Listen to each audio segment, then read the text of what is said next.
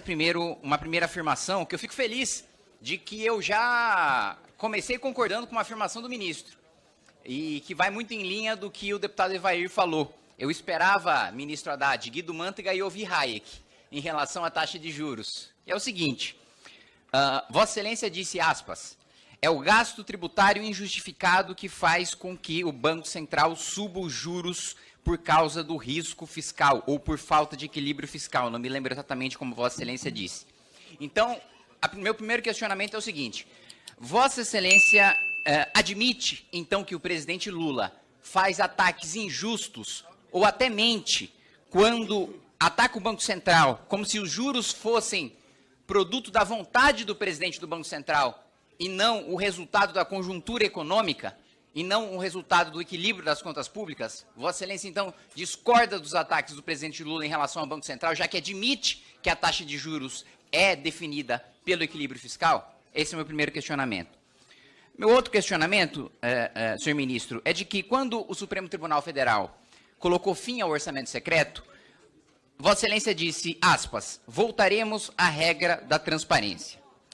Agora, como ministro, Vossa Excelência disse que o orçamento está liberado para negociação política, o orçamento entre governo e parlamento.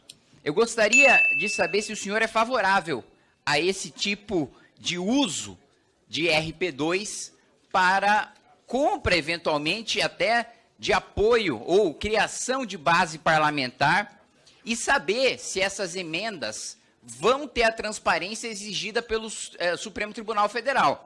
Se a gente vai saber como são indicadas essas emendas, onde nós podemos encontrar os responsáveis pelas indicações dessas emendas, e se essas emendas vão ser divididas igualmente entre os parlamentares ou somente com uma intenção de distribuir entre a base aliada, coisa que o próprio Supremo Tribunal Federal já julgou inconstitucional na RP9 e, por analogia, sem dúvida nenhuma, julgaria inconstitucional também na RP2, se assim for aplicada. Então, esse é o meu questionamento, Vossa Excelência, meu segundo questionamento. Meu terceiro questionamento é que, recentemente, Vossa Excelência declarou que não sabe como chegará a isenção de R$5 mil no imposto de renda. Sendo esta uma promessa do presidente Lula, eu questiono Vossa Excelência, a promessa é mentirosa? O presidente Lula fez essa promessa sem saber se ela era viável economicamente? Outro questionamento que faço, Vossa Excelência, o quarto questionamento.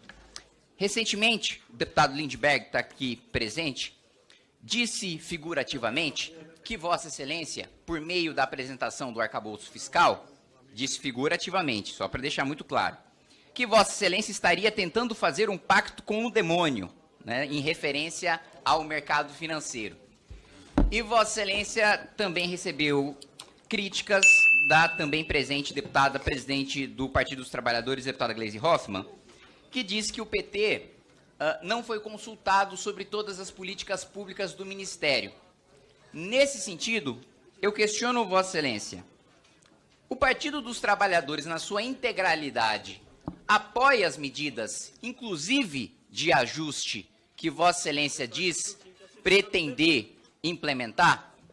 Há apoio por parte, e aqui eu estou ao lado do líder Zeca Dirceu, do Partido dos Trabalhadores a essas medidas, porque quando nós analisamos o histórico de Lula 1, Lula 2, Dilma 1, Dilma 2, todos estes governos não agiram ou não gastaram dentro da banda que Vossa Excelência propôs no arcabouço fiscal.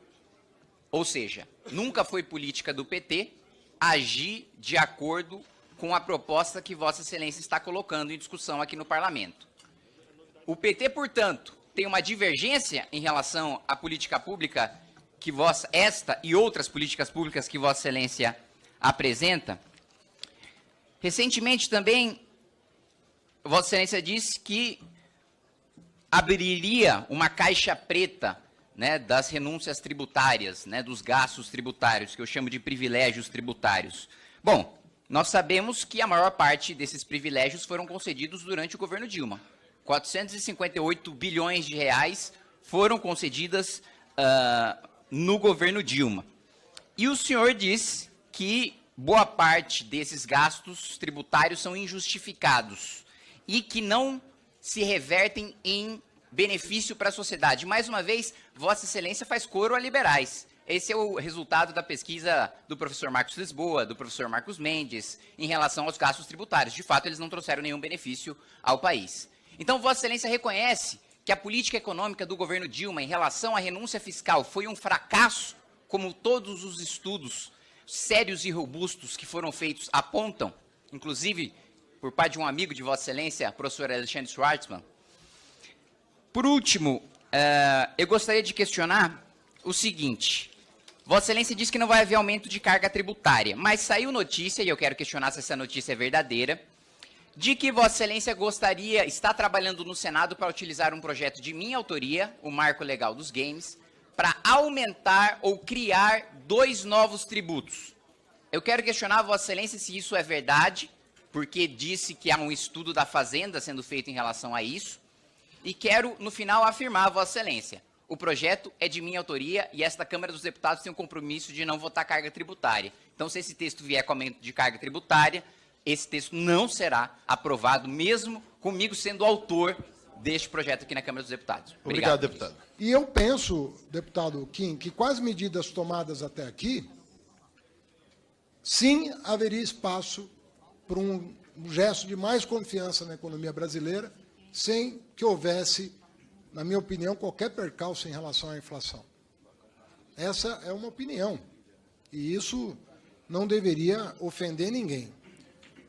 Do mesmo jeito que o presidente Bolsonaro nomeou os 9 diretores, presidente mais 8 diretores do Banco Central, o presidente Lula, segundo a lei aprovada por esta casa, fará o mesmo.